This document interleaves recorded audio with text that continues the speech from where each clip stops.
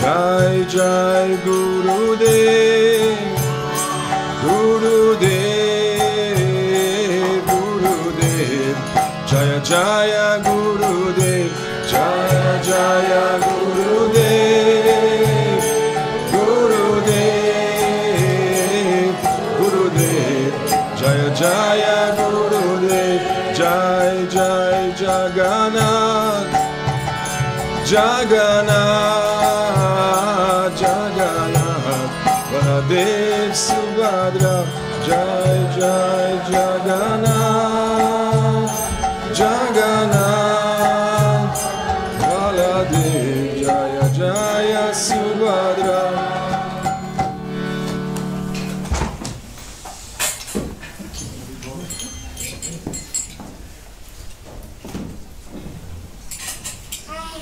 Hare Krishna. So nice to see so many of you today. Some special occasion, maybe that everybody's here. Who is here for the first time? Please raise your hand. Okay. Anyone here? Yes? Okay. Welcome. In Srimad Bhagavatam, this very old scripture in India, you must know, there is a verse which says, in the time we live now, Kali Yuga, it's like an ocean of fault. Meaning there are so many bad things happening in the time nowadays. No, it's very difficult to find a job. It's very difficult to maintain good relationships.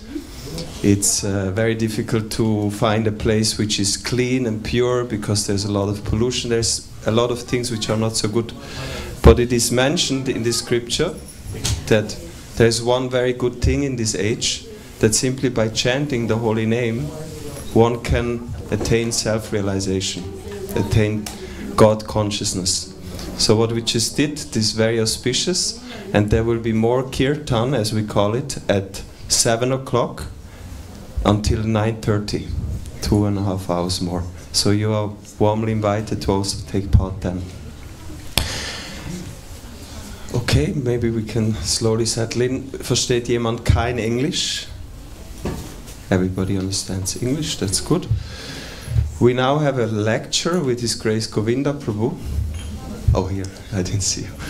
We would like to invite Govinda Prabhu to please take a seat on the Vyasa-san, and let us welcome him by chanting Hari Bol. Today we have a special day. Maybe that's why all of you are here. We're having the graduation ceremony of our Bhakti Yoga course. Bhakti Yoga course is a standard course in ISKCON, which is a course teaching the very foundations of Bhakti Yoga. And this used to happen live in the temple. One would stay here for 3 months and learn all the details and also take part in the daily routine. But we see that nowadays it's very difficult for people to take out 3 months. So we did it online, mainly online.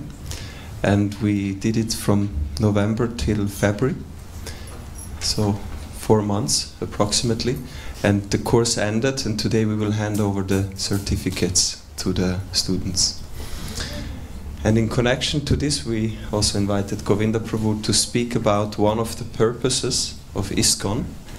ISKCON as an institution has 7 purposes, like goals, which has been established by Srila Prabhupada, the founder. And one of these purposes is directly connected to education, meaning educating people in spiritual science and techniques. And Govinda Prabhu will speak about the importance, and I will briefly introduce Govinda Prabhu as well. He's a very qualified person to speak about this topic. He has been practicing Bhakti Yoga for, my maths is not so good, but since the mid-80s. And he has been connected to this temple ever since. And at the moment he is serving the temple in different capacities. He's giving lectures, he's also helping in the worship of the deities. But one thing he's doing, he's trying to bring this knowledge to the academic field. He's organizing programs at the university, inviting students to come and learn about the knowledge from the Vedic scriptures. Thank you, Govinda Prabhu, for coming and enlightening us. And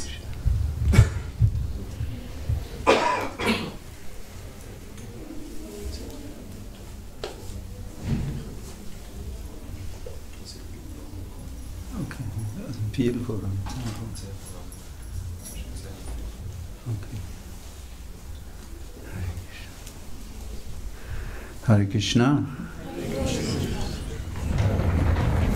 It's very nice that you have come in such a great number.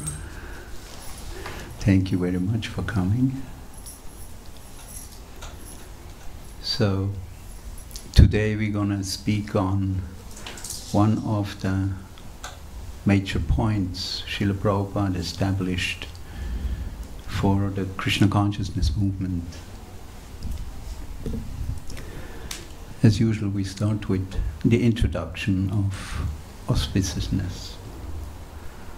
Om Jnana Timirandasya Jnananshana Shalakaya Chakshur Unmilitam Yena Tasmai Shri Gurave Namaha Shri Chaitanya Manobhistam Stapitam Yena Bhutale Swayam Rupa Kadamayam Dadati Swapadantikam Vandeham Shri Guru Shri Yuta Padakamalam Shri Gurun Vaishnavanscha Shri Rupam Sagriyatam Sahagana Raghunatanvitam Tvam Sajivam Sadvaitam Savadutam Varijana Sahitam Krishna Chaitanya Devam Sri Radha Krishna Padam Sahagana Lalita Sri Vishakanvitamscha He Krishna Karuna Sindhu Dinabandho Jagatpate Gopesha Gopika Kanta Radha Kanta Namostute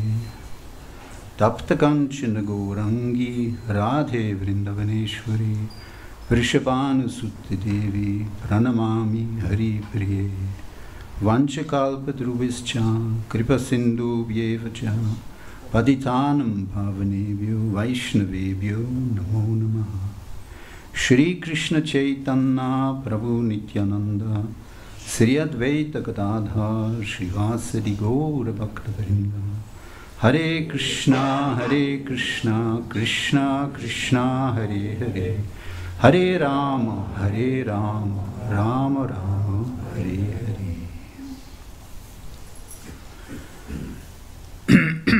Hare Krishna. So, today's topic has been announced as the techniques of devotional service, and the one main point or the basis is actually the instruction Srila Prabhupada put first in his manifest or statement what the Krishna consciousness movement is meant for. So he wrote in his first stanza, it is meant to systematically propagate spiritual knowledge to society at large and to educate all people in the techniques of spiritual life in order to check the imbalance of values in life and to achieve real unity and peace in the world. So this is a very powerful statement which actually is the main cause of this Krishna consciousness movement. The main cause why Srila Prabhupada came to the West, following the instruction of his spiritual master, Srila Bhaktisiddhanta Saraswati Goswami Thakur, to come to the West in order to propagate this spiritual knowledge. The Vedas are actually meant to instruct and give guidance to humanity at large how to progress in the human form of life, how to actually perfect one's existence. Sri Chaitanya Mahaprabhu, the Supreme Personality of Godhead, who appeared 500 years ago in Bengal, a province of India. He actually summarized the goal of human existence, or the goal of any living entity, as prema pumarta mahan, meaning that the ultimate goal of any existence is to achieve love of Godhead.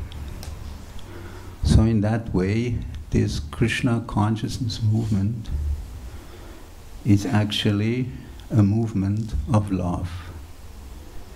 It propagates the love affair between the living entity and the Supreme Personality of Godhead.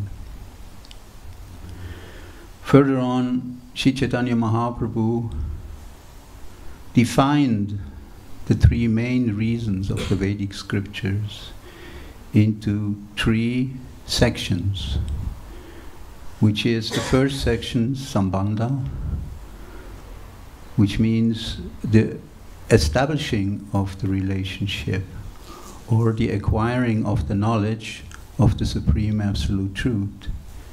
And the second section is Abhideya, the activities which result from this knowledge, or the engagement of the revival of the relationship of the individual soul with the Supreme Personality of Godhead.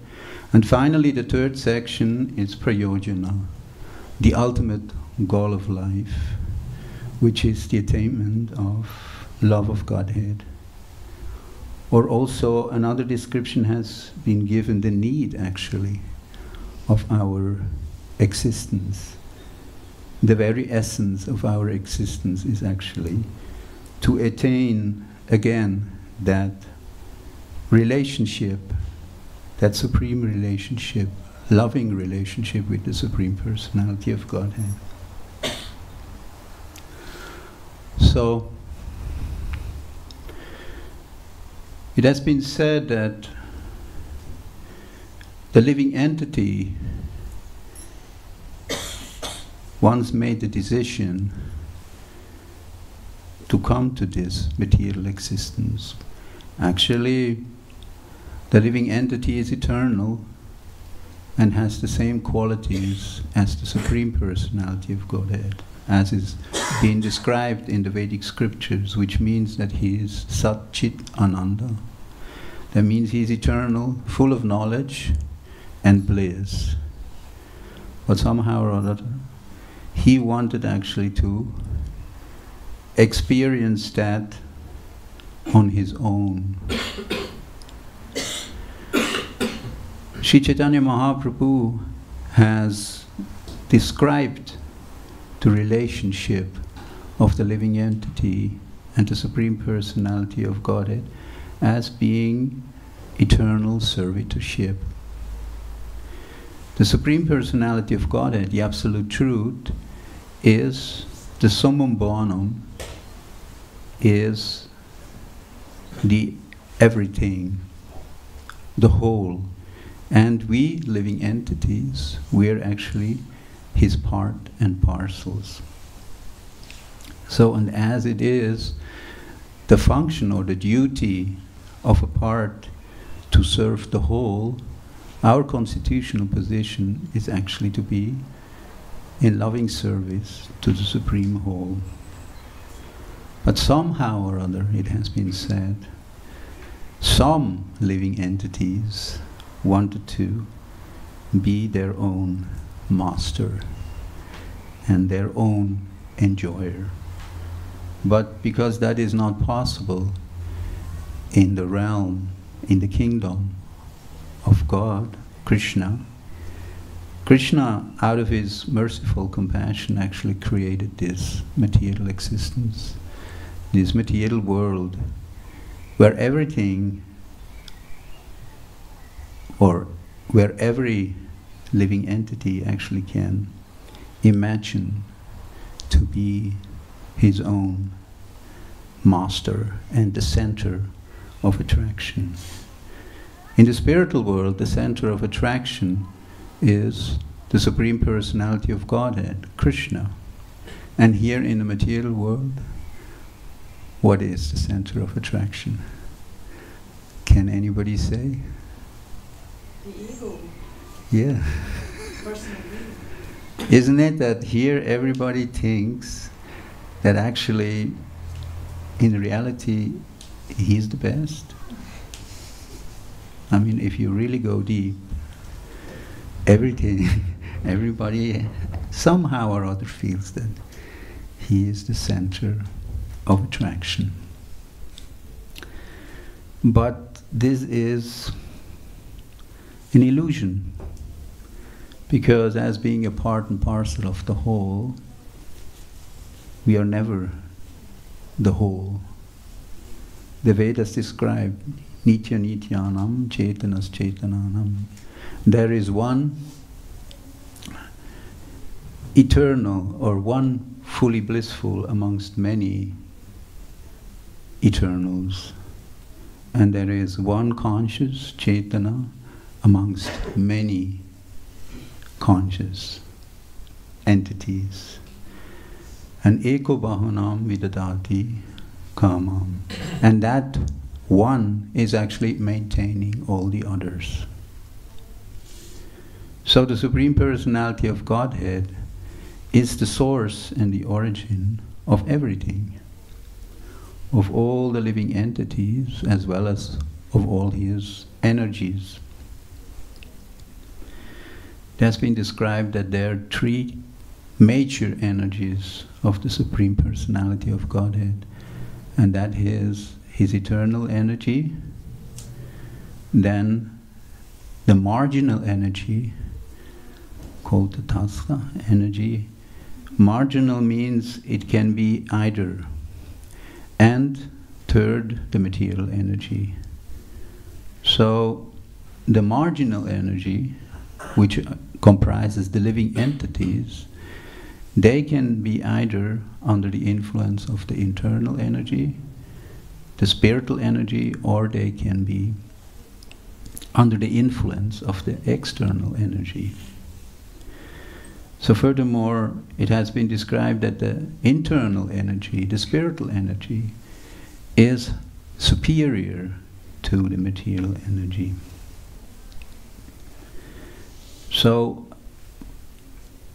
Prabhupada has described, as we see at the banks of the sea, there is one strip of sand which sometimes is covered by water and sometimes it is laid free under the sky. So in a similar way, that is actually a very fitting description of marginal.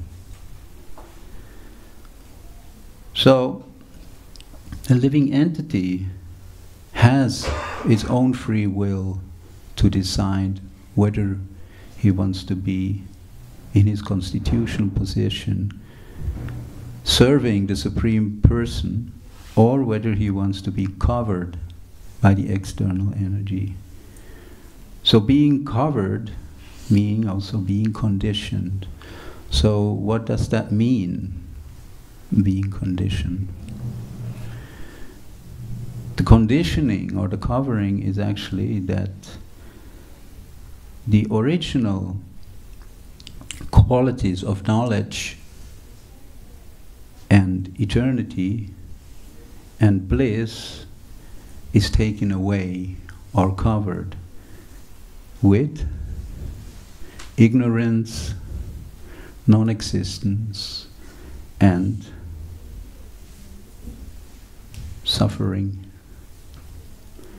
So, and that is exactly the state which a living entity is, being covered by a material body, being an inhabitant of this material world.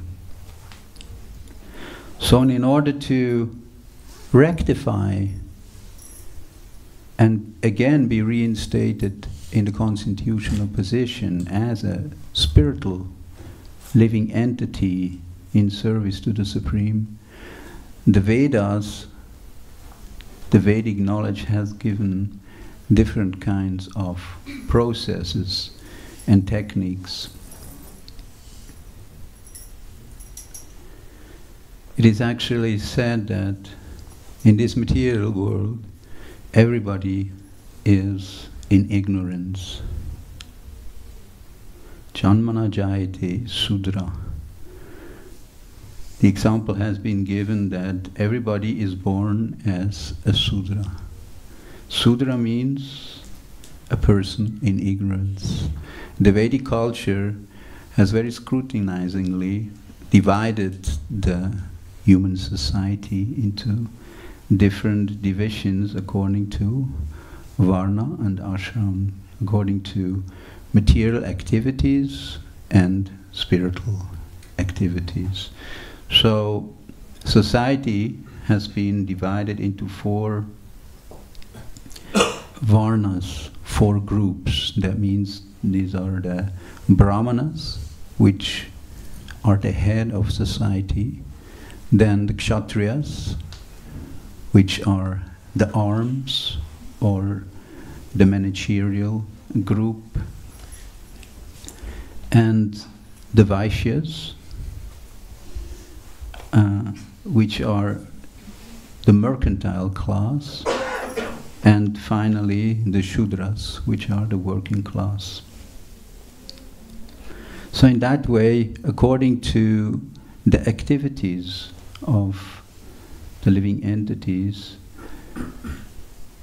there have been different gradings also of involvement in society been made. And it has been said that the Shudras are actually most dependent upon all other groups because of lack of knowledge.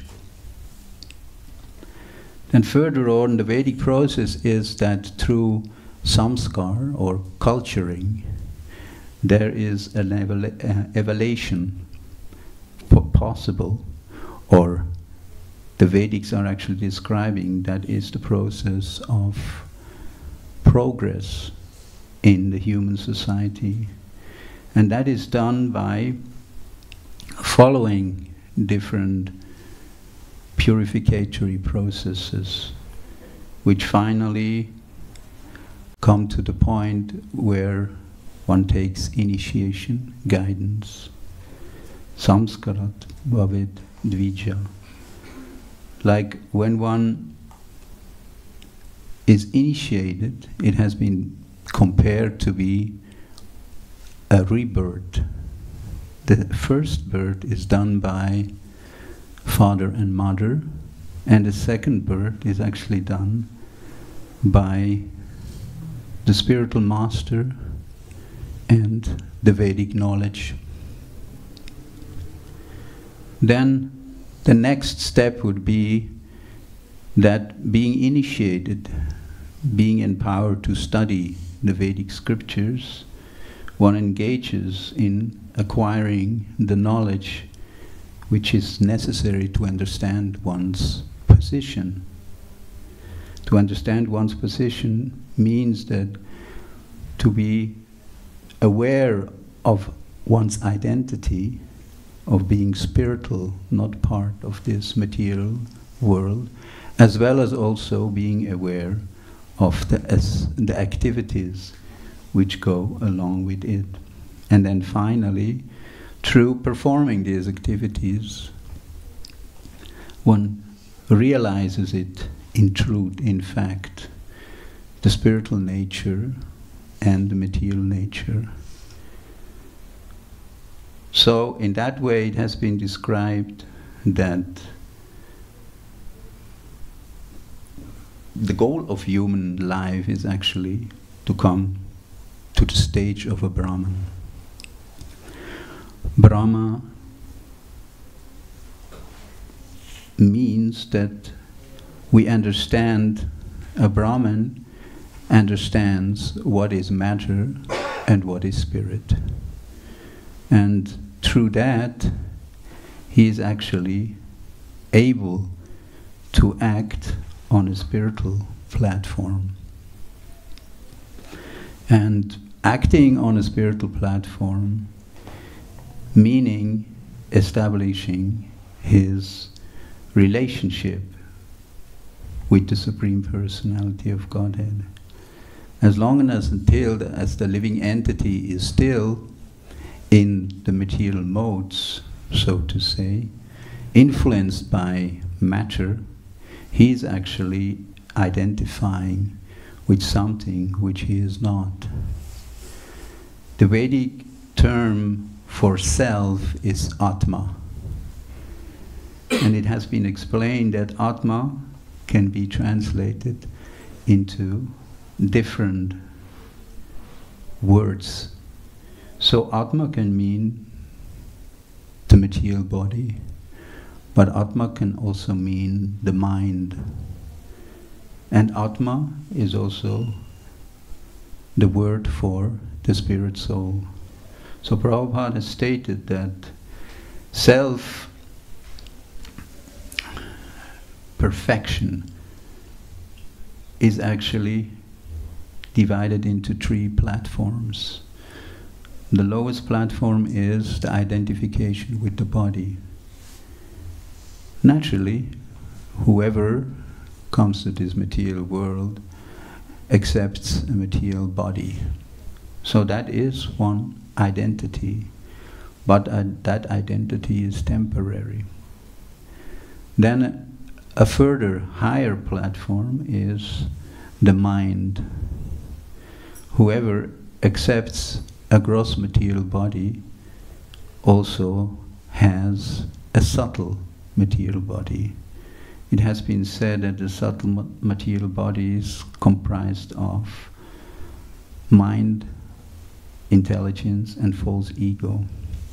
And this mind, intelligence, and false ego are actually the basis of our future material bodies. According to the law of karma, meaning according to our ways and direction of our actions, the living entity accepts a gross material body. That subtle body is mainly characterized through the mind, and the activities of the mind are thinking, feeling, and willing. So according to this thinking, feeling, and willing, we are actually preparing ourselves already in this body for the future bodies. And the highest platform is the spirit soul. The spirit soul has actually been described as being the factor. Without the spirit soul, there is no activity. The spirit soul is actually the driving force, and finally our real identity, our spiritual identity. But as long as until we are covered with a material mind, material intelligence, and a false ego, we are forced to accept gross material bodies, be it in the human race or be it in any other living form, meaning also the birds, beasts, and insects, as well as also the plants. All of them are actually spiritual beings.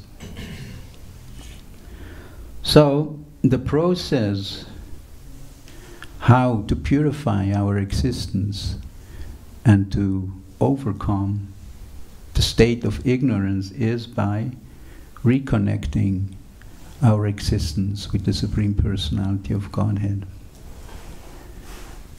And there, the most easiest and most sublime way is by taking part of spiritual activities.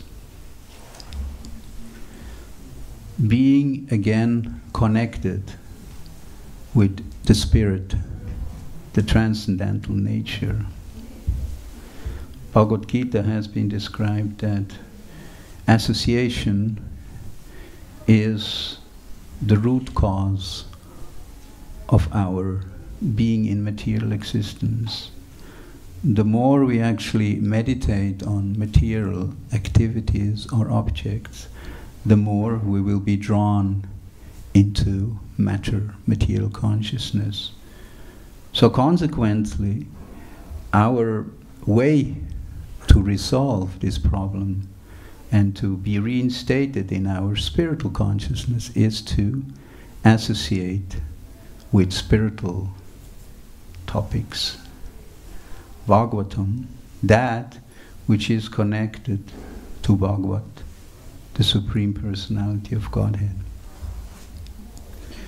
And there it has been very nicely described in Srimad Bhagavatam that Nastapareshu Abhadreshu Nitam Bhagavat Sevaya Bhagavati Uttama Shloke Bhaktir Bhavati Naistiki. By constantly serving, being engaged to the person Bhagavat, meaning that person which lives his life according to the guidelines, the instructions of the Supreme Personality of Godhead, Bhagavat, and the book, Bhagavat, meaning the Vedic scriptures, scriptures which actually propagating and are full of the narrations of the Supreme Personality of Godhead. By partaking, associating with these kinds of exponents, we actually purify our existence. So in that way, we can see how important it is to partake and take advantage of the Vedic knowledge in form of books.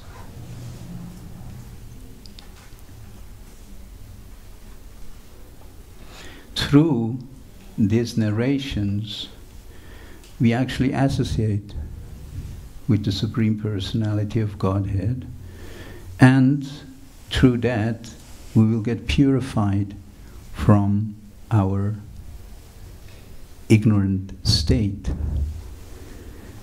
Isn't it that if you want to love somebody, what do you have to first do?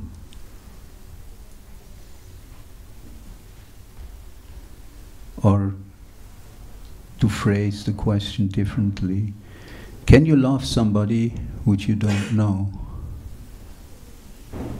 Isn't it? Not really. Otherwise, you may be called a lunatic. It just would be like that. You say, okay, I'm in love with such and such. So then that your friend may ask you, okay, who is he? How he looks, where he lives, what he's doing. And your answer would be, oh, well, I think maybe he should. So, will that be very sound, very convincing? No, naturally not.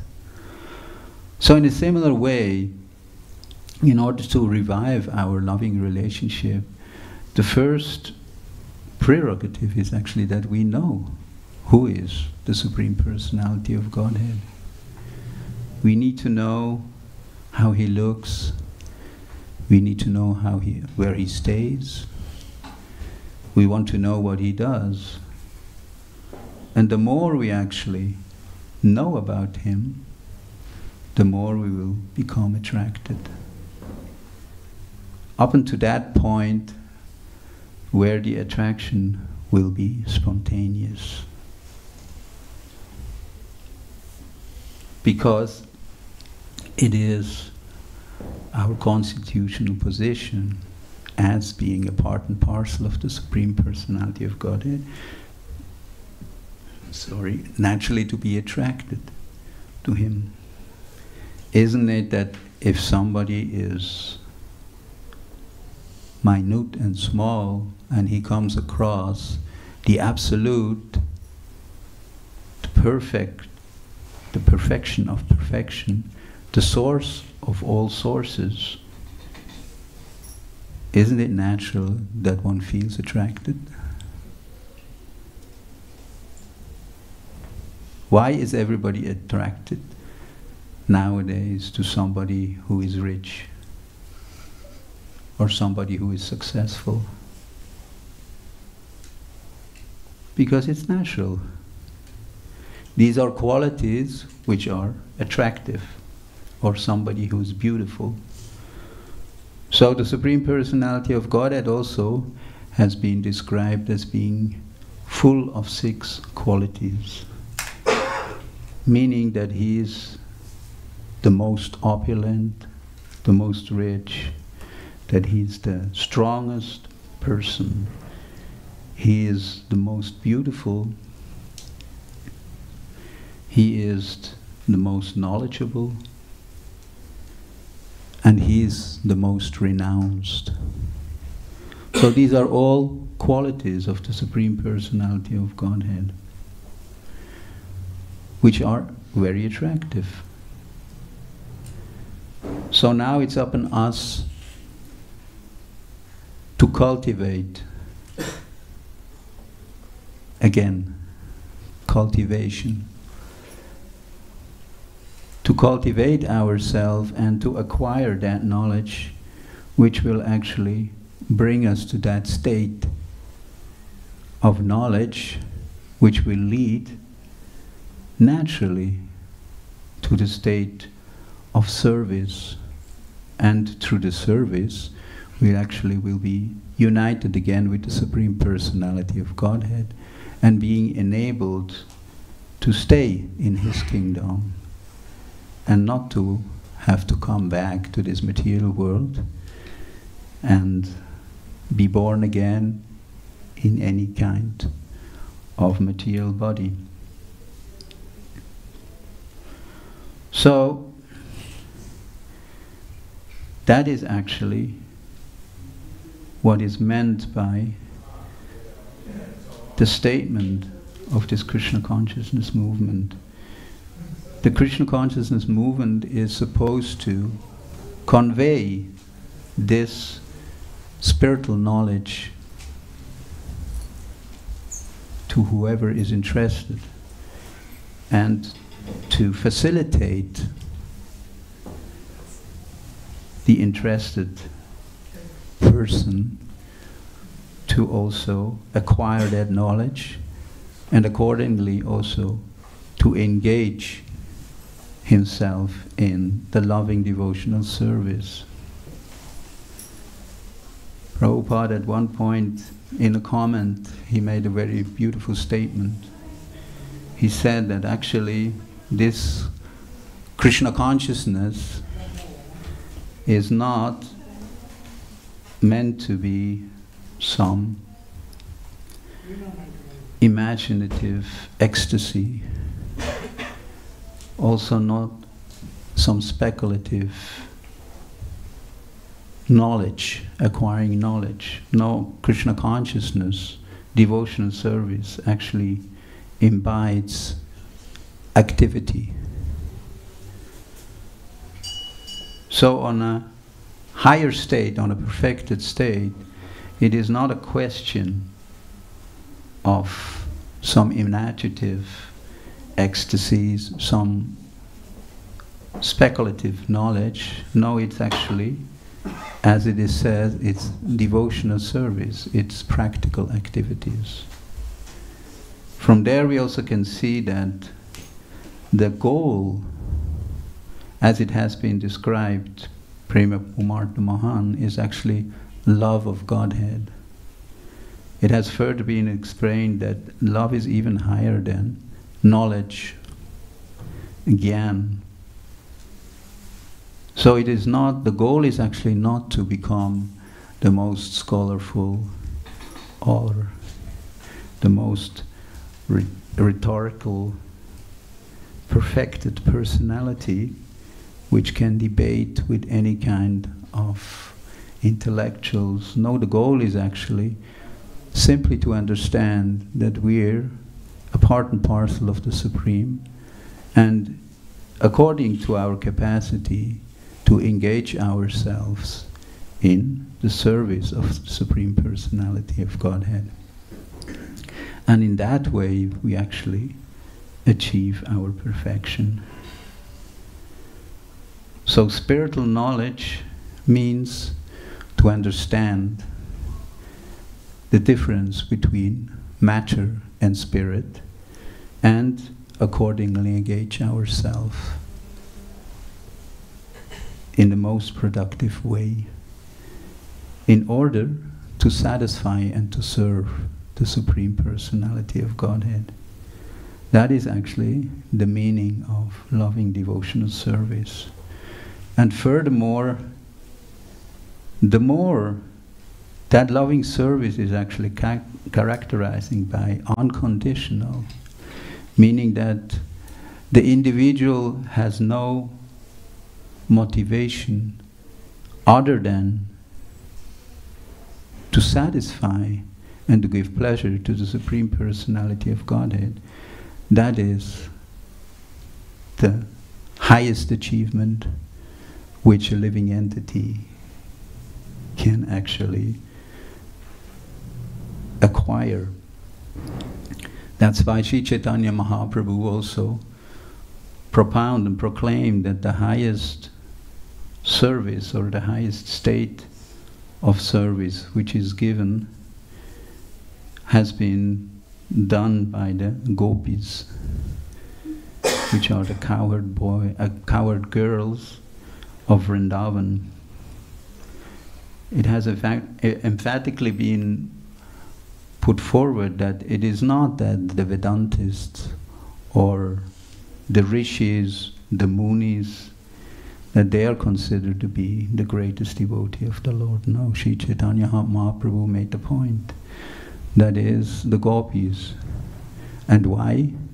Because their motivation to serve the Supreme Absolute Truth, Krishna, was actually completely unconditional. Their only motivation was to satisfy and bring pleasure to the Supreme Personality of Godhead. So that is actually the aspiration which a serious student of the Krishna consciousness movement should aspire for.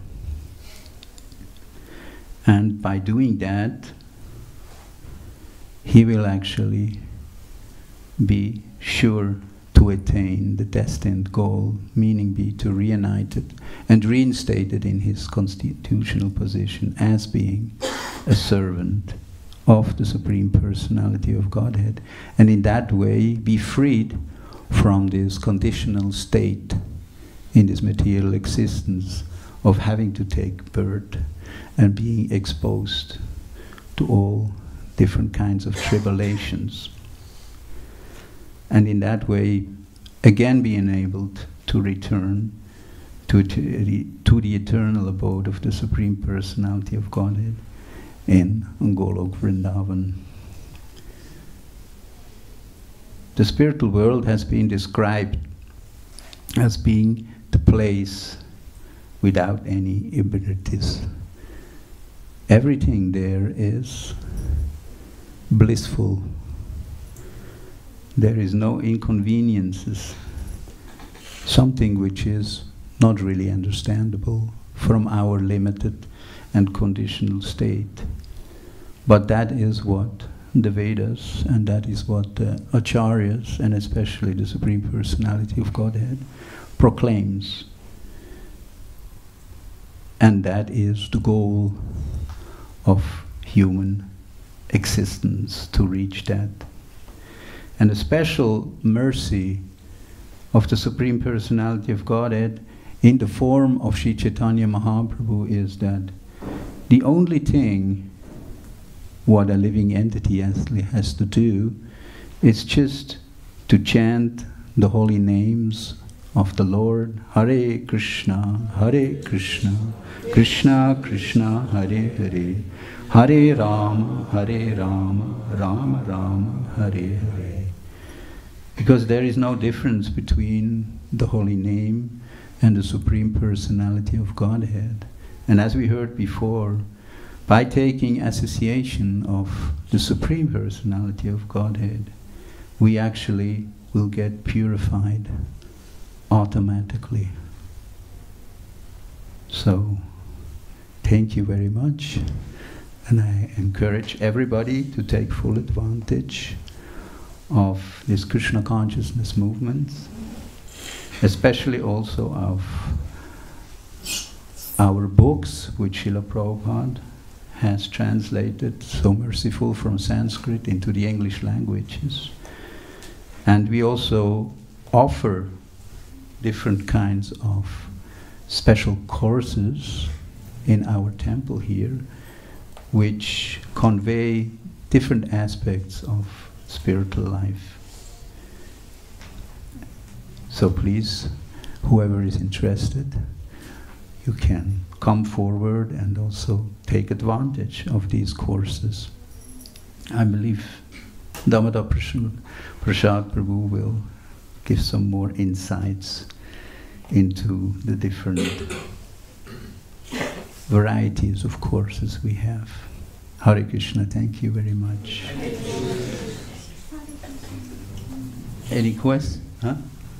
Any questions or comments?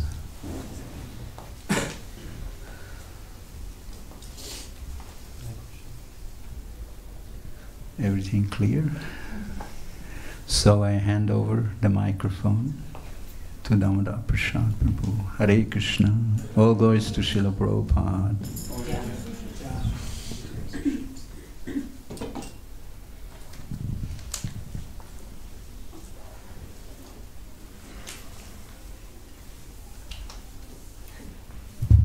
Thank you, Govinda Prabhu, for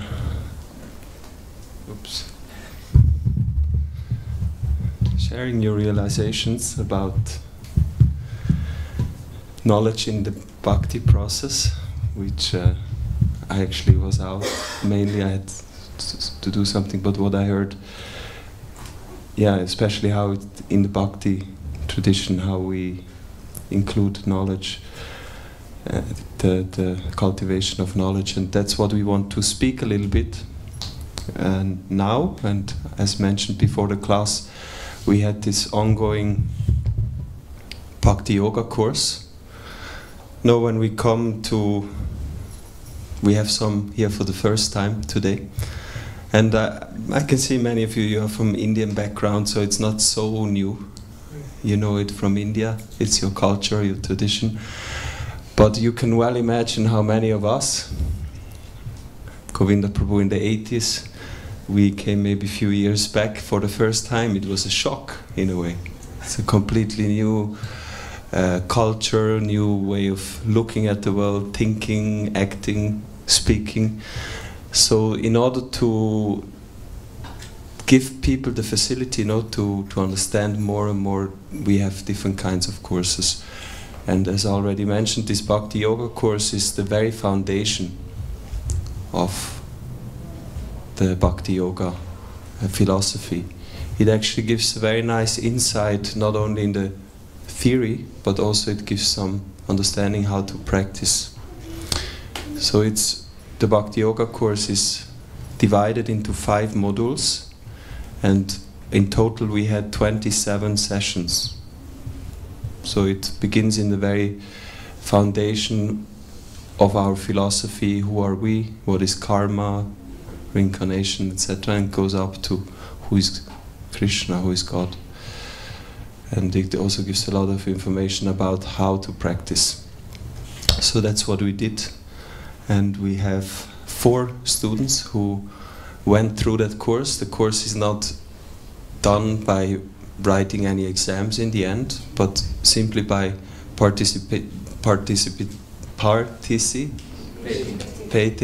One actually graduates. So no test needed. It's quite basic knowledge. It's not complicated. Many will understand it. And we have 4 students who completed. Now today only we have 2. We have Bhaktin Komal and Bhakta Chiro. So now we would briefly not briefly, we would ask you to come forward. We'll hand you the certificate. And after that, we'll also give you some possibilities, like Govinda Prabhu said, what kind of courses we offer furthermore in this temple. So we would first ask Bhaktin Komal to come. This is the certificate. It says, everybody can see it. You can turn around, everybody can see. So I just read it out. It's actually in German. The course was held in German language, but I will translate. It says, herewith we confirm that Komal has attended the lessons of the Bhakti Yoga seminar, which was taking place from November till February, successfully. Hare Krishna.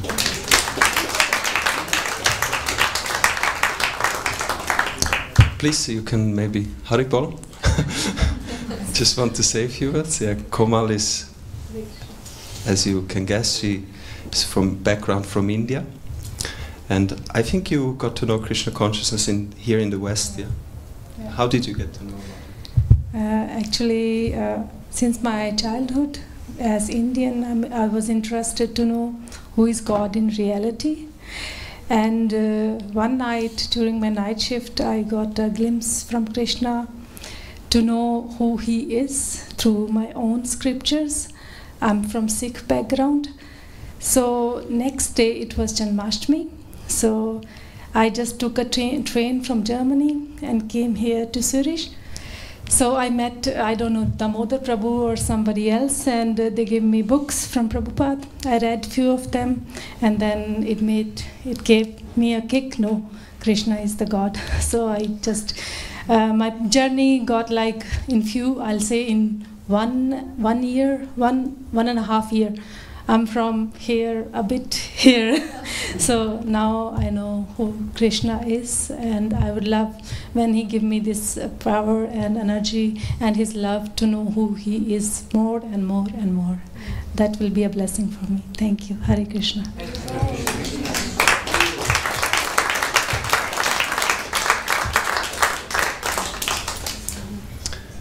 Yes, Komal, I remember when we met for the first time, it was there. And then she moved to Switzerland. She lives now im Rientel. Yes. Im Rientel hinter. And she's a doctor, practicing physician. And first when she said she wants to take part, I thought, how is it possible? It's in German, but she speaks perfect German, actually. And she was very enthusiastic. She took part in all the lessons. And I know she's also studying in different groups, online groups, so it's very enthusiastic. So thank you so much for taking part. Hare Krishna. Then we have our dear Bhakta Chiro. Hari Bol.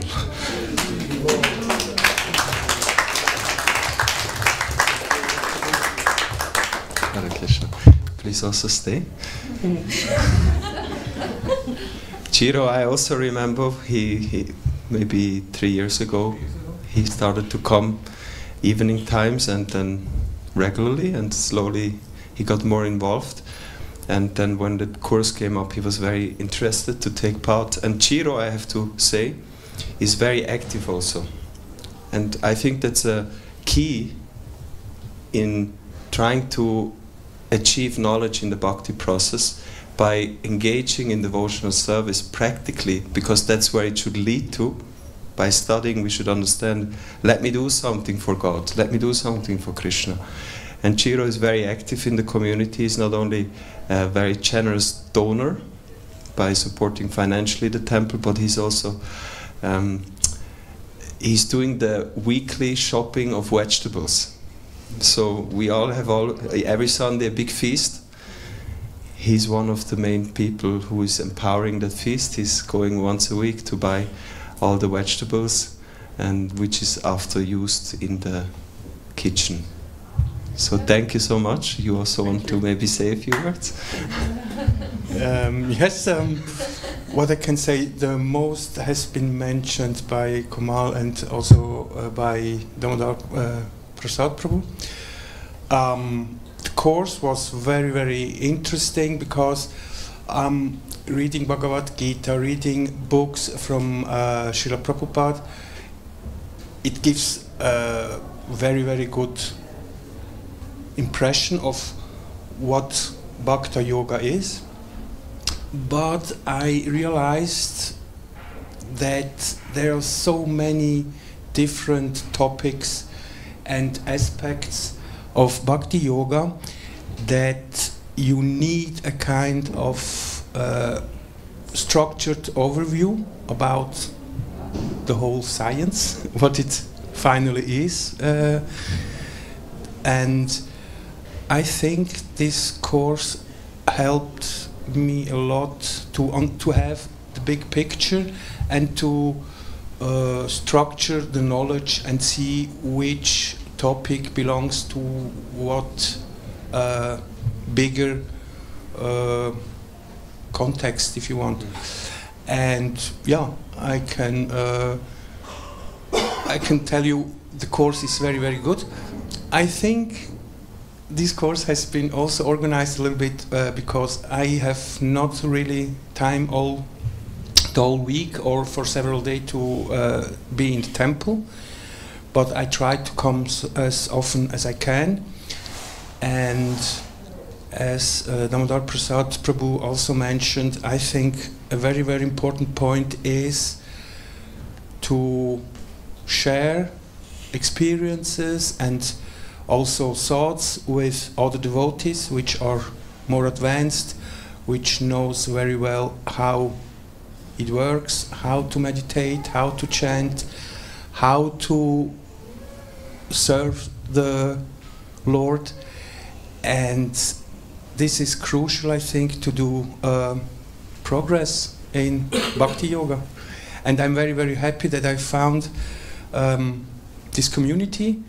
And yeah, it's nice to serve Krishna. Thank you very much. Hare Krishna. Hare Krishna. Thank you, Ciro. We have two more, they are not here. That's Dino and one devotee is in Germany, Madhava. So also thanks to them, maybe somebody's watching online.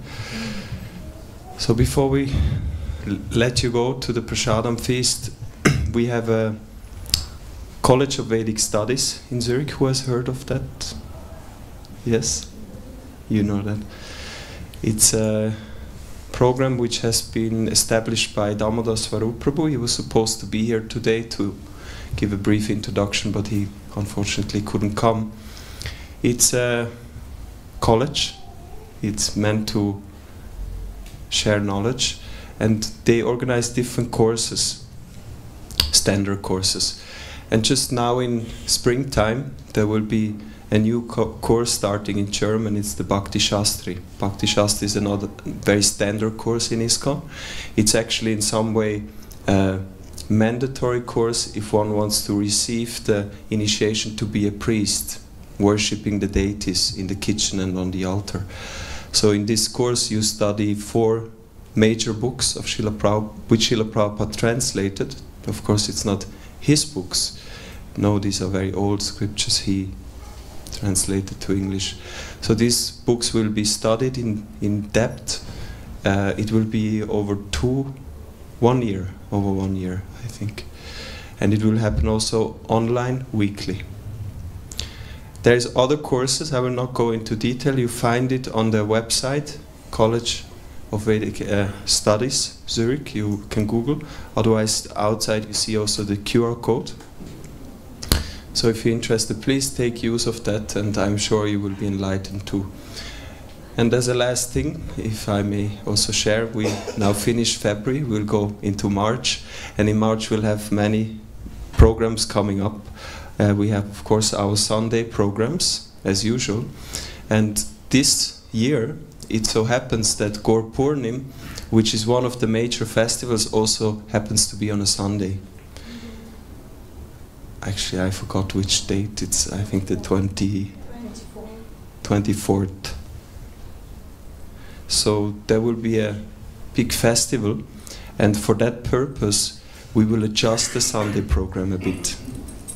So it will not be the program as usual with our 3 to 4 kirtan and lecture and prasadam, but there will be a different program which will be announced soon via the newsletter. If you, I can tell you also later, I just don't have it in mind, and we also didn't finalize it yet. So please also take the newsletter, you will always receive news about that. But the major thing I want to mention, on the 9th March, we have the 40th installation day of Shishi Jagannath Baladev Subhadra. It's a very special day. We're celebrating a round birthday, 40 years ago. The deities have been installed in this temple, and we will hold a special festival for that occasion. We'll have Abhishek. Abhishek, for those of you who might not know, means the deities will come out and there will be a bathing ceremony. Very beautiful, very powerful for our upliftment. And especially for this occasion, we have special guests coming. These special guests, they have been present here 40 years ago, and they will be sharing their memories, which definitely will be very enlivening. But not only that, we will have His Holiness Smita Krishna Swami, who has been worshipping the Chota Jagannath deities in Germany in the 60s, 70s. So he will share a little bit about the history, which goes back to the 70s, and how he has been worshipping these deities. So please come and celebrate with us. And now you're all invited to take prasadam. We will continue in here at 6:15. There will be a japa meditation. If you like to learn how to chant on prayer beats, you can learn from somebody who will teach that. And then, as I mentioned before the class, 7 o'clock till 9:30 we'll have kirtan, and the arati will be happening. Srila Prabhupada ki jai, Ananta Koti Vaishnava Vrinda ki jai, Gaura Premanande, Hari Hari.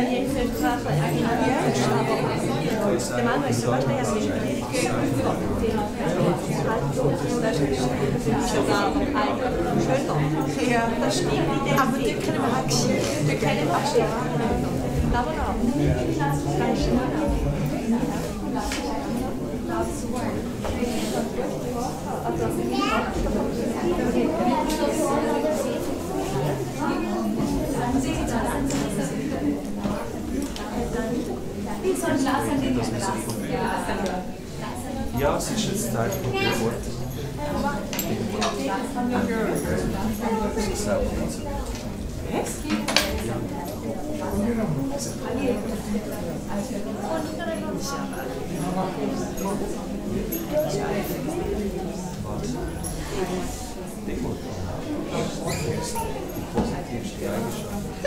Demut heißt, dass man sich selber versucht. Ah, das ist auch okay.